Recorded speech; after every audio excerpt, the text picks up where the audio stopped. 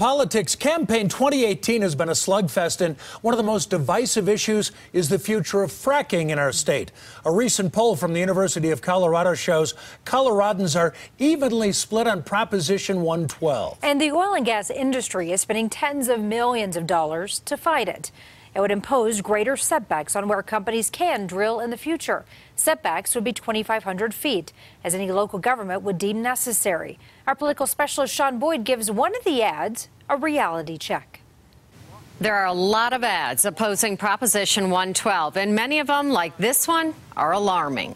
Proposition 112 is effectively a ban on oil and natural gas in Colorado. 112 will cost thousands of good jobs across our state.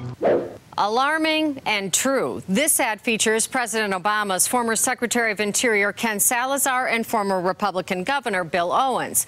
Opponents also include environmentalists like former Democratic Governor Bill Ritter, who heads up the Center for the New Energy Economy at CSU. He wrote an op-ed warning this is a keep-it-in-the-ground effort, arrived at in a very non-Colorado way without dialogue or debate by a group of advocates. He agrees with the State Oil and Gas Conservation Commission that 112 would ban fracking on at least 85% of non-federal land in Colorado, where the vast majority of drilling happens. The industry won't fold overnight. 112 impacts new drilling only.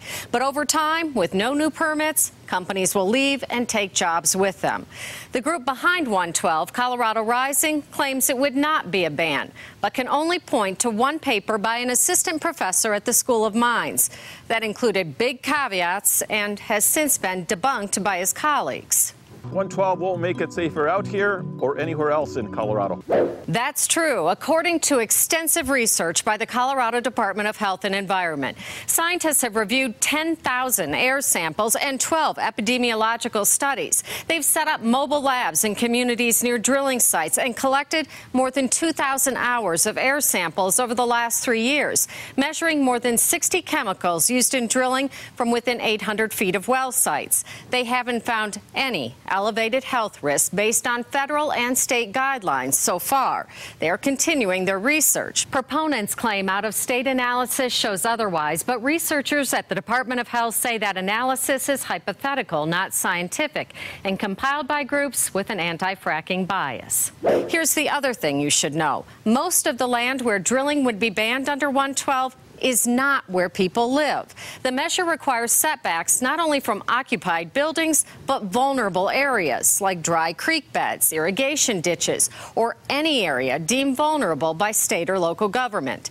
Finally, this does nothing to reduce the risk of explosions like that in Firestone because, again, it only applies to new wells. The Firestone incident was an abandoned well that hadn't been plugged properly. It will take billions out of support for public schools, impacting teachers and students directly.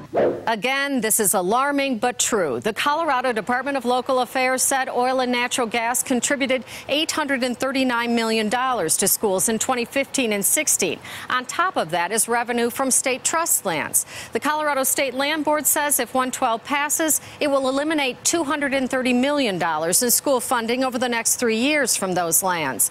Then there's taxes that go into the general fund and are allocated to schools. We are talking about billions of lost revenue for education. Bottom line, make no mistake, this is an effective ban, and it would take an enormous financial toll on the state, while, based on research by the state health department, doing little to nothing to improve our health and safety. Governor Ritter said in his op-ed, it's not dialogue, it's an up or down vote, and not the way we do business in Colorado. I'm Sean Boyd. That's Reality Check.